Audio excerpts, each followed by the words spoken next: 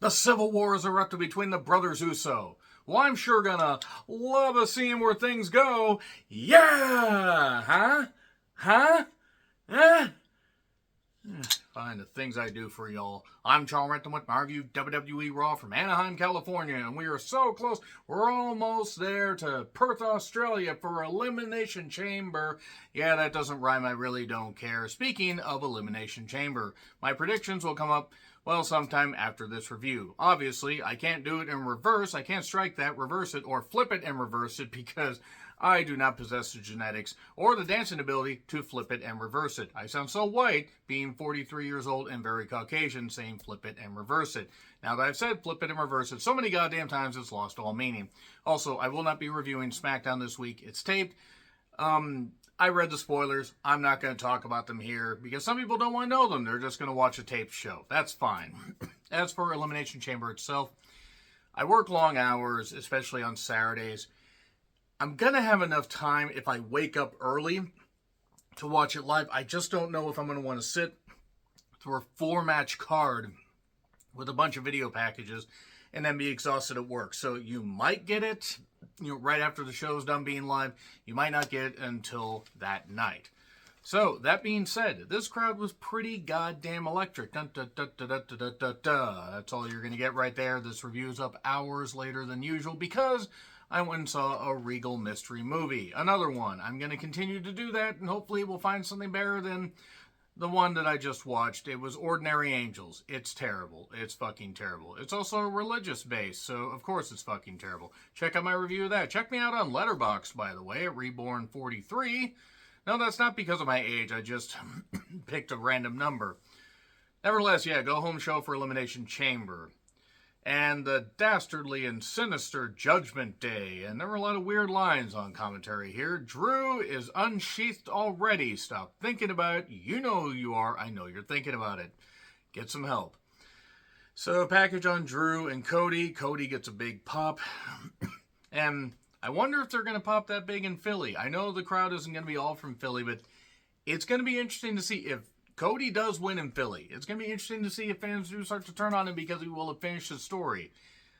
I expect him to win. Of course, I expect him to win last year. If he does not win, if you thought I laughed a ton, in the intro for the WrestleMania 39 review and Night 2 review when Cody lost, I will be inconsolable, likely almost to the verge of passing out.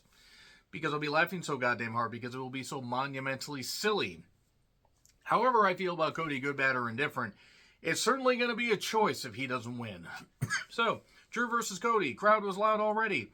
I'm guessing this ends in a DQ or shenanigans is what I wrote down. All Drew wants to do is pleasure the people. Once again, stop thinking about it. You know who you are. That was a line from Pat McAfee. So, Drew was healing it up big time. They were into this, both guys, and the crowd was very into this. We got 2 breaks within 10 minutes of each other, maybe even 8 minutes. Superplex to a pop. Cody cutter for 2, and then Jim Uso and Solo show up. Jim Uso distracts. Solo goes deep inside and down Cody's throat to the point that he will not be able to finish anything. He won't be able to finish the throat story, the throaty, as it were. I should have workshopped that, but it's late. Cody then gets hit with the Claymore 1, 2, 3. So Drew becomes only the second person to pin Cody, and at least last year. And now that I think about it, I think Roman was the first one to pin him since his comeback, and that was at Mania 39. And ever since then, I don't think he's taken a pinfall loss. I know that he lost to Bork, who is now persona non grata. But there we are. Package on the IC title match. Gunther and Jey Uso. And then Andrade El Olio talks about multiple generations of people, including his wife. And he has subtitles. And he's not bad on promos. I mean, obviously, this is a pre-tape. It's good to have subtitles because English is his second language.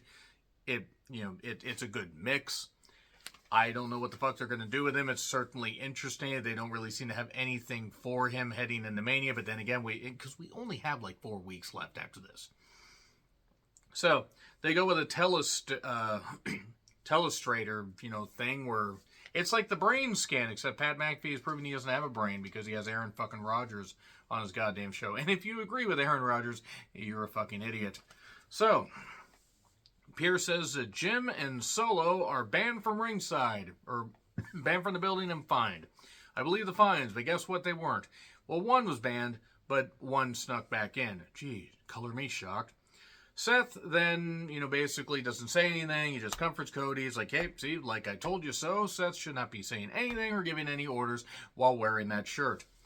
And then we got the Women's Battle Royal for the last spot in the Elimination Chamber. And Zoe got a full entrance.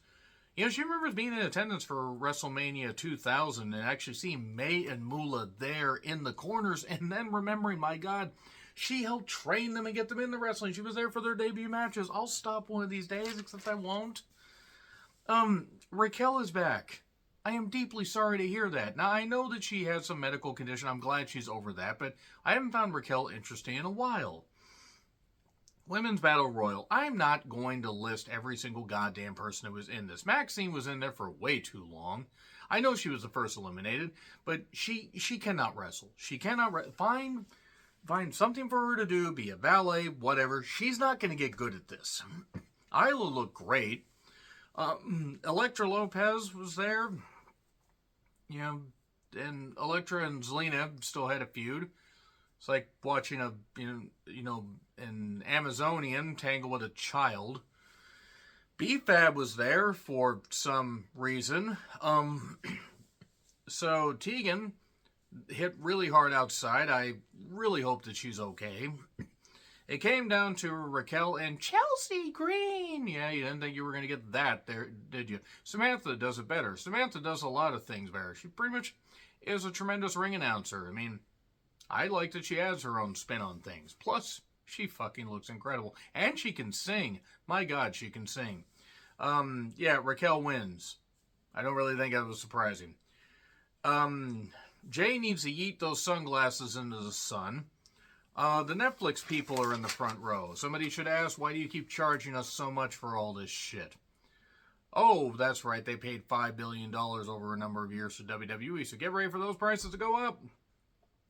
Rhea and Nia sit down. Rhea, I'm sure, said some very good things, but Nia was talking, so I didn't bother. I am not going to give much time to anything Nia is involved in, and I really hope that Rhea beats her flat. Absolutely beats her flat. And after Mania, have Nia sit out the rest of her contract and just don't do this anymore. Just don't. Just don't do this anymore. I wish for the end of the world whenever Nia appears, because her and a handful of others just are honestly, I'm going to say the word, cancerous to wrestling. They are. Jackie was talking truth about Judgment Day. And he was talking about, how everything's genuine and, all the stuff that's going on with Judgment Day and all this. It was ridiculous. But he says, this must have been how Genuine felt when he made Pony. I hate that made me laugh. I also hate that it reminded me of a song that is really gross. On the surface of it, and the video's gross. Whatever happened to Genuine? Does he still make music? I'm asking a question. I actually don't know. Is he still alive?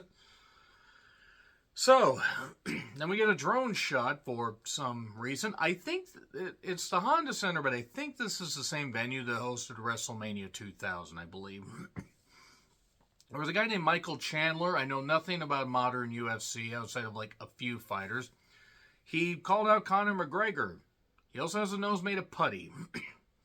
Gable could be treated more seriously. See, had they treated Gable this seriously where he was more focused, I would care. But I won't, because the Alpha Academy stuff is stupid. Gable is a great wrestler. They are acting like Gable has years and years and years ahead of him. Gable ain't much farther behind me as far as age. And with how he's been presented, they need to almost, after Mania, send him home until SummerSlam, bring him back so people can remember the good shit and forget the bad shit. And we get an Ivar promo. The Miz, highly touted, incredibly talented in the ring. Is Pat okay? Because he's adequate in the ring, maybe even decent.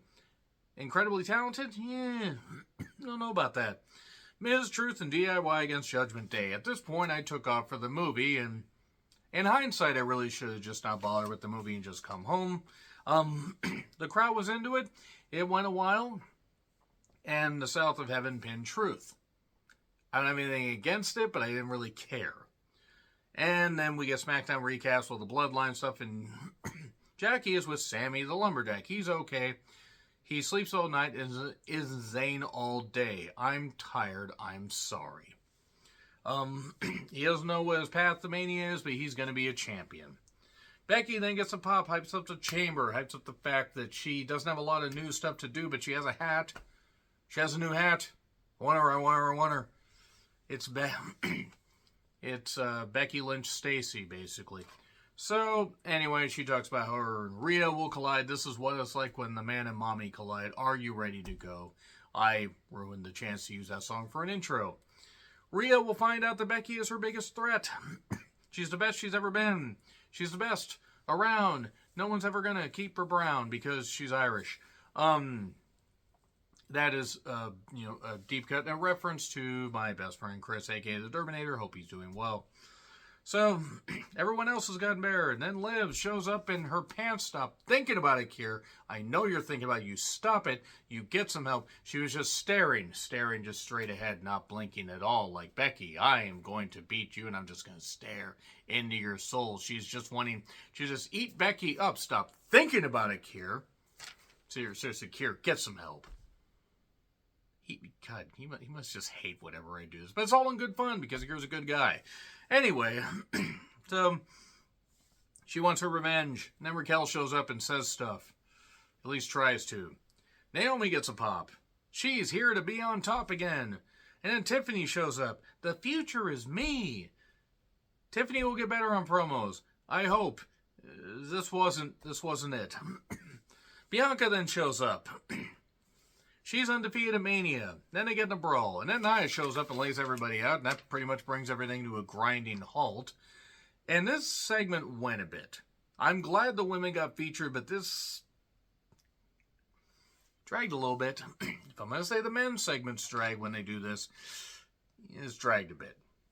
Gunther pre-tape, he will eradicate Jay's dream in order to implement. Not finishing the rest of that. Nakamura wants Sammy, apparently. And if I gave a shit about Nakamura in this day and age, I'd care.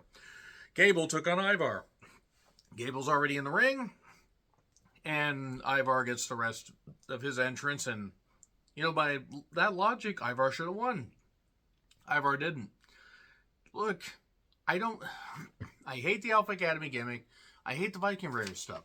I don't care if these guys can work. If you put people in clown suits, that doesn't mean that they're going to be that interesting. Yeah, the Doink stuff was good. The Doink stuff was also 31 years ago. At least the good Doink stuff. So, Gable won with an ankle lock. The crowd loved it. Look, there was some good action. I have no reason to care about Gable. I just have none.